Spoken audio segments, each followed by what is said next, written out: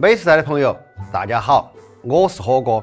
马上要过春节了，我今天给大家带来的是一道特别适合在春节家宴上享用的真资格的四川菜——八宝锅蒸。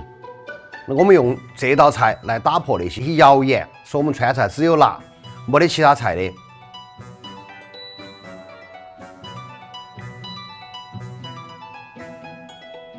八宝锅蒸用到的料有烩面、猪油、白糖，还有就是我们的八宝料。八宝料主要有黑芝麻、瓜子、枸杞、松仁、花生、葡萄干、核桃，还有就是大枣。用这8样东西的组合来做出我们这道特别甜蜜的菜。我们锅蒸开炒之前有一个小的一个程序，就是把我们的芝麻糖给它蒸出来。先把黑芝麻和到对锅里面，熟的黑芝麻哦，根据你自己的这个喜好来添加多少。然后是熟的花生加点下去，然后还有就是我们的白糖。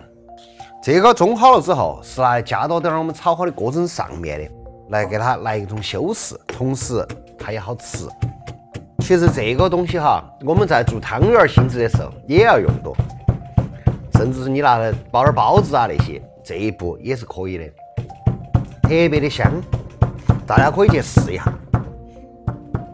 蒸好了，我们给它擀出来备用。好，开火，下猪油。你看那么多油，你可能要说这道菜是高油高糖啥子不健康？但是我想跟你说的就是。这道菜你吃下去之后，你的幸福感可以掩盖这一切。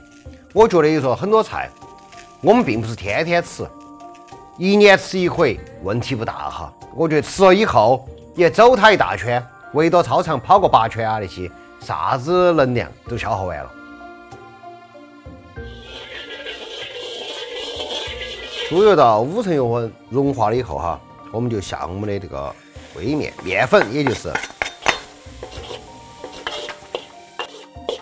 要炒香，炒得有点微微有点发黄面粉下去了之后，它就把那个油吸进去了。这一步不能着急准备加水，一定是开水哦。锅蒸全靠的就是这个开水下去，然后再炒，然后我们的白糖下锅，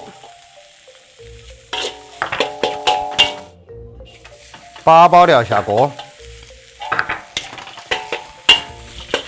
给它炒进去，